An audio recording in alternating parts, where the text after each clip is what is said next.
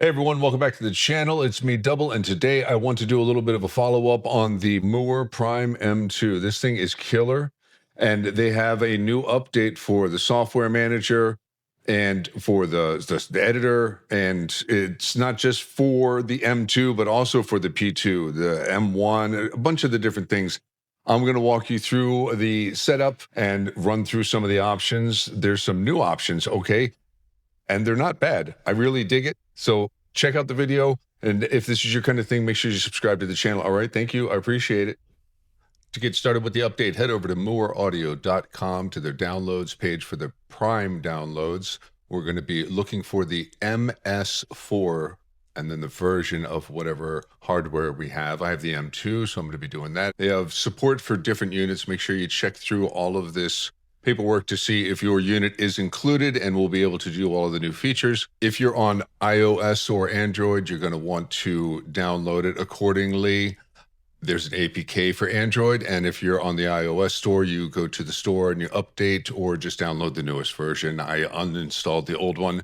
Some of the new features include the sample cloud platform for their MNRS samples, captures, things like that. Artist certified tones, a local manager for dragging and dropping and previewing things on your device. You can add WAV files to loops now. They've replaced how they're doing the amp processing, and they're giving you the option to do not just a preamp module and a cabinet module, but you also have an all-in-one module where the preamp, like a combo. So essentially we have an extra slot to mess with. The other nice thing that we're getting is a guitar sim module. So it's given us all sorts of acoustic guitar models, and it gives us a menu so that we can use the best captures based on what guitar we're using. So it's pretty advanced. It's got some really nice options, and I think it makes one of the most powerful single pedal all-in-one units like this even more flexible and powerful. And I know a big question that people are going to have is, can we do NAM files? No, with all of the MNRS support and everything that Mooer has put into this, they're really not going to worry about that, I don't think. That's my take on that. What we're going to do is download the appropriate MS for our operating system. I'm using a Mac, so I'm going to download the Mac one. And once it has downloaded fully, you're going to have to unzip it. So click on your download section and do your unzip process, however it is you do it.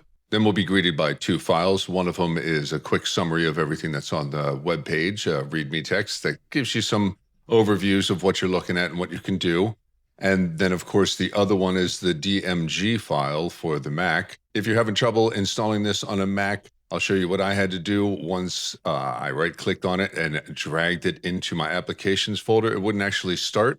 So you're going to have to navigate over to your settings, and you're going to need to go to your security settings. You're going to scroll all the way down to the bottom of your security settings, your privacy and security settings, and you'll see that the app was restricted. You're going to click on it where it says open anyways, enter in your password, and it will now allow the Mac to open up the editing suite, the updating suite, the new software that we need in order to now update the firmware on the pedal unit that you have. So up in the left-hand corner, you can see there are all sorts of menu options. And in the top left, there is a connect button. When you connect on that, it will detect your device. You will, of course, want to be connected to your computer. I'm using USB-C to USB. After it populates, you go down underneath the pedal to the first section there and click on Update. And it will tell you, hey, we need to update this thing. Would you like to do it? And I would recommend doing it if you want to do all the new features. One thing to point out, if you are going to do this update and you have made presets or patches that you like, make sure that you use the original software and export your presets either to the cloud or somewhere on your computer. I also got this strange thing that said you have to rescan my pedal. So I went ahead and rescanned my pedal, re-registered myself all within the software. I don't know if everybody's going to have to do that. Let me know if you have done this process and it didn't ask you to rescan the QR code. But once I had done everything, I had updated the firmware, once I had this software installed, and then once I updated the APK on my phone for Android, did the same thing over in iOS. I uninstalled the old editor and reinstalled the new editor. I was then up and running with the pedal, had access to all of the new options, found a couple little quirks.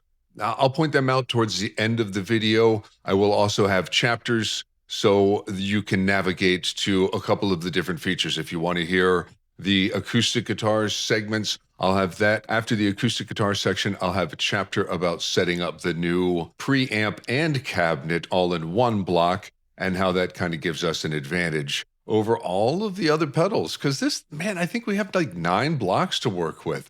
There's a couple of things you have to think of when you're setting up your patches, and we'll get into all of that in just a little bit. But as you can see, there's a lot of captures already done that are available for you to just grab off of their cloud. And now that this new software is the way it is, you can use your phone to update these patches and take these samples, as they're calling them, and throw them into your presets. Really cool, very convenient. Let's take a listen to the acoustic sounds and what we can do with it.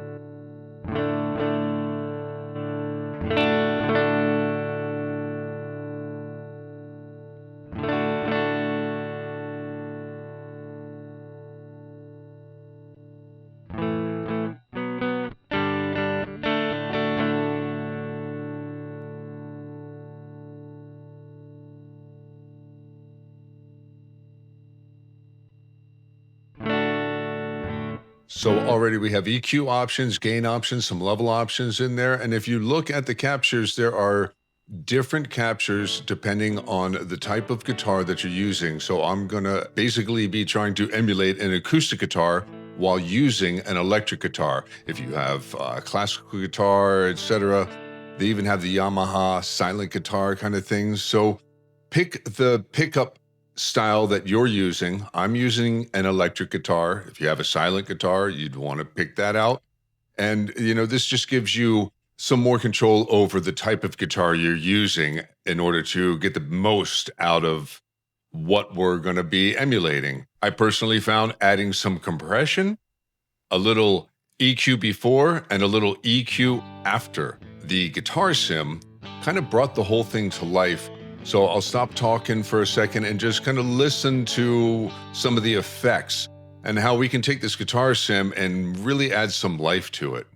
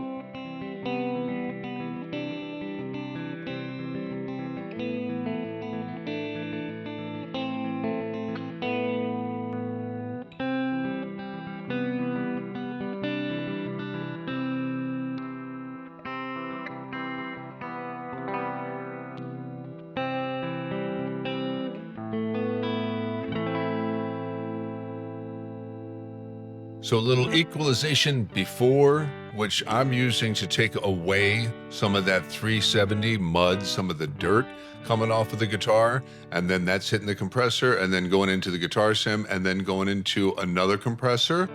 And I mean, look, we can add shimmer, we can add all sorts of effects to our acoustic guitar and really start to experiment with sounds. And you heard me flipping through pickup settings and the different single coil and humbucker settings and matching pickups. Personally, I came to like the neck humbucker the most.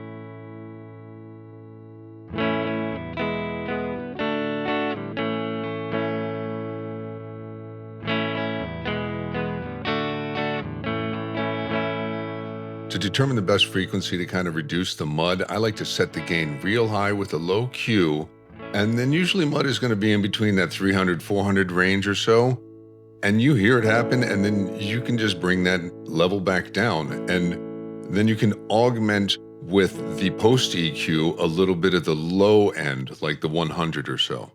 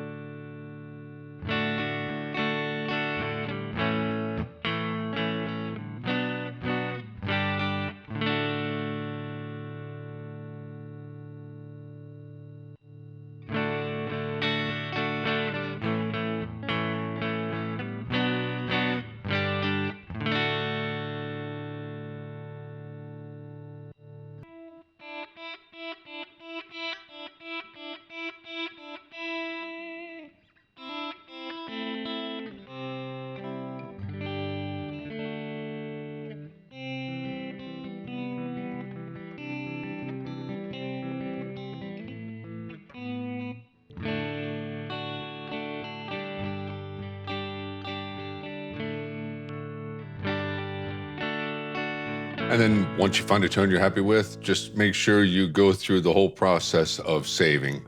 You don't want to make all of these changes to a patch and then click off of it and have them be forgotten. I hope that some of these tips, like adding a couple of effects within the chain around the acoustic sim, helps. And I hope that this video is helping some people decide whether or not this is even worth their time. I personally really like the Mooer P2. It sounds great to me. And now this makes it even more versatile. I've never really been happy with acoustic simulators, but there's a lot of options. You can do a lot with just this alone. Two weird things I found: sometimes moving the EQ fader, it makes a weird sound. I'm hoping that's coming through. I think it's coming through on the video here pretty well, but sometimes it just like, it resets itself and goes, makes a weird little sound. The other thing that I did notice is that I can't move anything within the editor when I'm using the computer. The software, really the editor, is more based for being used on a phone. So it's not really optimized to be used with the computer, although they have added a new screen view. but as you can see, you can change the chain around just by grabbing a pedal and with your phone, moving it around like that. So I'm cool with that. You know what I'm saying? So why would we want to use just a single amp block as opposed to an amp block and a cabinet block, or like a preamp block and a cabinet block? It comes with a bunch of good sounds already. I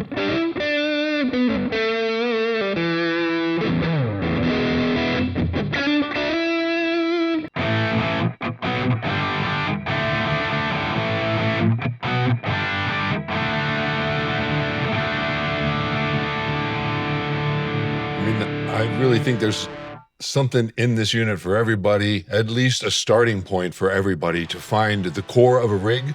But with the entire amp section that we now see, we are able to put the preamp and the cabinet together in one slot and kind of come up with a sound that we like. And then we have an extra slot at that point, because instead of having two things being taken up by our rig, by the preamp and then the cabinet, we are able to put it into one, and that gives us more, right? So I kind of messed around with it, and I found a sound that I really liked and built up some effects around it, and I was really happy with where I ended up.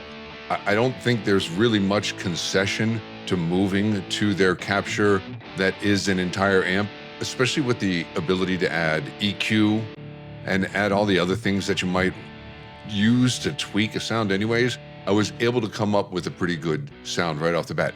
Now, a lot of these are mismatched volume-wise. You can see I just reacted right there because that sound was really thick, really dark, and some of the other sounds are a little bit brighter, a little richer.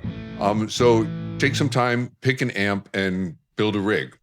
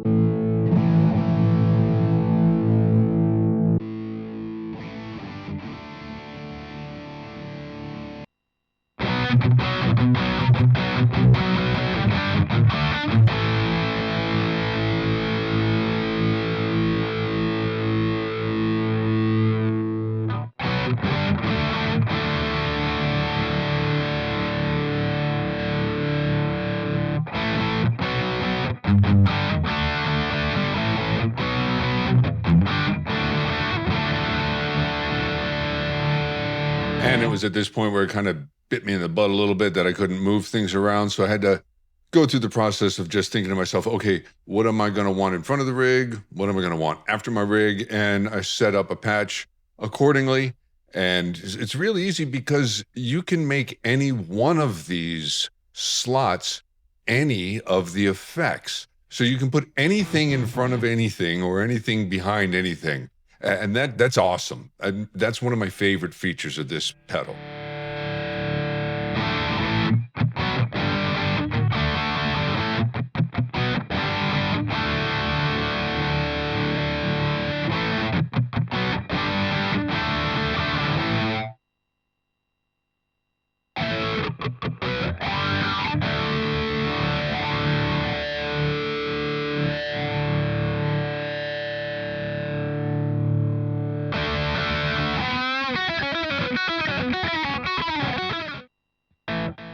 Oh yeah, and if you're having trouble making like things sound in stereo, like the ping pong effect, don't forget that this has a mixer. It has a mixer output option for mono or stereo. If you are setting this up to be stereo, make sure you go in and you set it to be stereo, okay? And you can link stuff and do all that kind of stuff.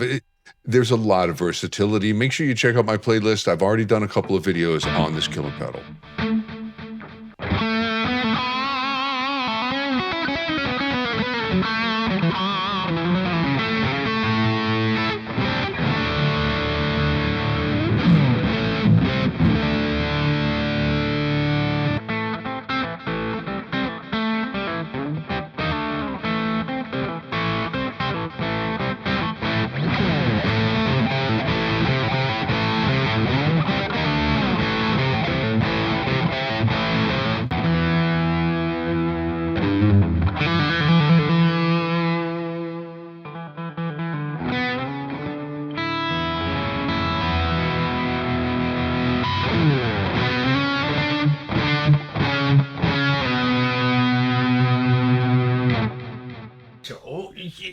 Dusty says it's dinner time. I gotta go. But I want to ask you first, what do you guys think? I think this is a really underrated pedal. I don't see a lot of people talking about this thing as far as the pedal in one of the year. This is a big contender for me. Now, okay, you may not like the fact that they're not using NAMM, but like I said at the beginning of the video, this has a big community behind it of captures of stuff that they're featuring. So I kind of respect that Mooer has decided that they're just going to use what they have with the people that they've been using, and they're not going to just kind of veer away and become one of those all-in-one NAMM players, because you can find a lot of stuff that can play the NAMM files.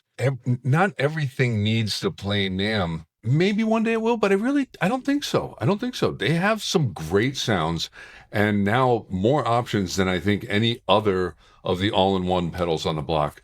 So, hey, you guys, thank you for watching this far, especially into a very long video. Hope you found it helpful. And yeah, feeding time. Throw down a like on your way out the door. And if you haven't subscribed already, please do. I'd appreciate it. I'll see you guys on the next one.